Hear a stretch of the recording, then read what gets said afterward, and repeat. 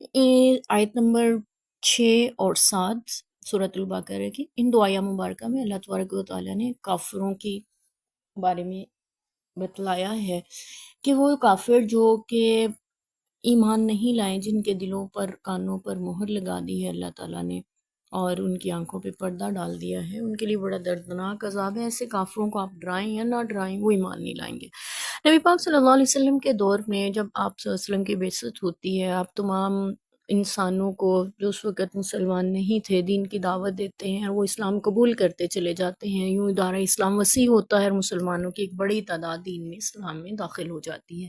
اب جتنے بھی اسلام قبول کرنے والے تھے سب غیر مسلم ہی تھے تب تو، بعد میں اسلام قبول کیا۔ یہاں پہ اللہ تعالیٰ فرما رہے جو کافر ہیں ان کو ڈرائیں نہ ڈرائیں، وہ ایمان نہیں لائیں گے۔ دراصل یہ مخصوص کافروں کے لیے آیت مبارکہ نازل ہوئی، اس سے مراد لیے جاتے ہیں ابو جہل، ابو لہب وغیرہ۔ آپ صلی اللہ علیہ وسلم کے خاندانوں میں سے، رشتہ داروں میں سے تھے، آپ انہیں ڈراتے تھے، دین کی دعوت دیتے تھے، لیکن وہ لوگ اسلام قبول کرنے کے قریب نہ آ سکے اور یہاں تک کہ کفر کی حالت میں ہی دنیا سے رخصت ہو گئے۔ اب اگلی آیت مبارکہ میں جو اللہ تعالیٰ نے فرمایا، اللہ نے ان کے دلوں پر اور ان کے کانوں پر مہر لگا دی، ان کی آنکھوں پہ پردہ ہے اور ان کے لیے بڑا عذاب ہے۔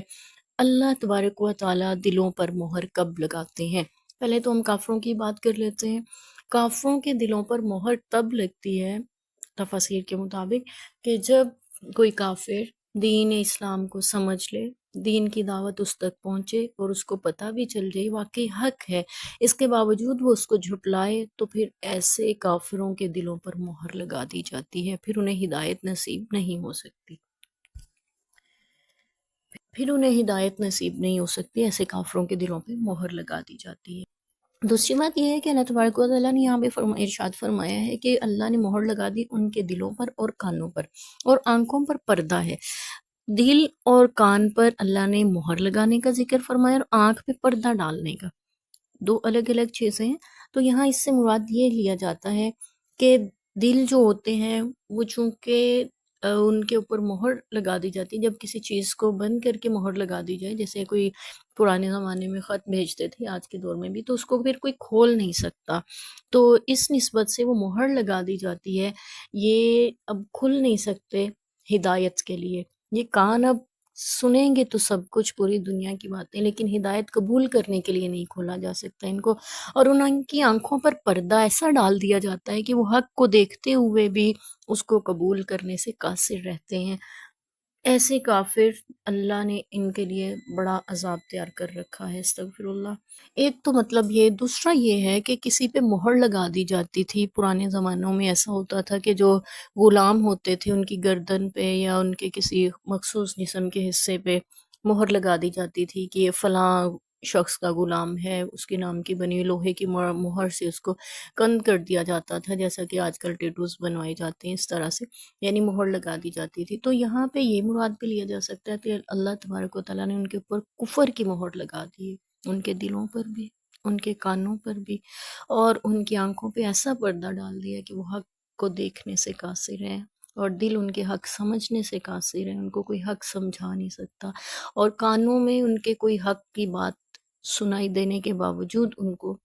احساس نہیں دلا سکتا۔ ایسے اللہ نے مہر لگا دی، کفر کی مہر ان کے اوپر لگا دی، یہ مفہوم بھی ہو سکتا ہے۔ اب تیسری بات یہ ہے کہ اس کا تعلق مسلمانوں سے بھی ہے۔ حدیث پاک میں آتا ہے، آپ صلی اللہ علیہ وسلم کے فرامین کا مفہوم ہے کہ بندہ مومن، انسان مسلمان جب کوئی گناہ کرتا ہے تو اس کے دل پر ایک سیاہ نقطہ پڑ جاتا ہے،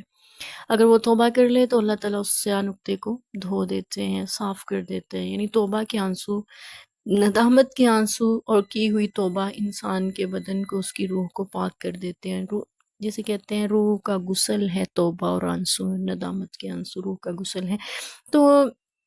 بندہ مومن سے اگر خطا ہو جائے اور وہ توبہ کر لے تو اس کا وہ نقطہ جو سیاہ اس کے دل پر پڑا تھا وہ دھل جاتا ہے، لیکن اگر وہ توبہ نہیں کرتا، پھر گناہ کرتا ہے، پھر گناہ پہ گناہ کرتے چلا جاتا ہے، یہاں تک کہ وہ نقطے اس کے دل پر لگتے چلے جاتے ہیں اور اس کا پورا دل سیاہ ہو جاتا ہے، استغفر اللہ۔ اور جب وہ دل سیاہ ہو جاتا ہے تو پھر اس پر مہر لگا دی جاتی ہے کہ اب اسے ہدایت نصیب نہیں ہو سکتی۔ اللہ تعالیٰ معاف فرمائے۔ اس کے بارے میں قرآن پاک میں بھی آتا ہے، کلا بل رغان ہرگز نہیں، بلکہ ان کے دلوں پر زنگ لگ چکا ہے۔ تو صحابہ اکرام رضی اللہ عنہ نے عرض بھی کیا تھا اللہ کے رسول دلوں کا زنگ پھر کیسے دور کیا جا سکتا ہے؟ تو آپ صلی اللہ علیہ وسلم نے ارشاد فرمایا تھا لا الہ الا اللہ کہنے کی کثرت کیا کرو، اس سے دلوں کا زنگ صاف ہوتا ہے۔ یعنی اللہ کا ذکر کرتے رہنے سے،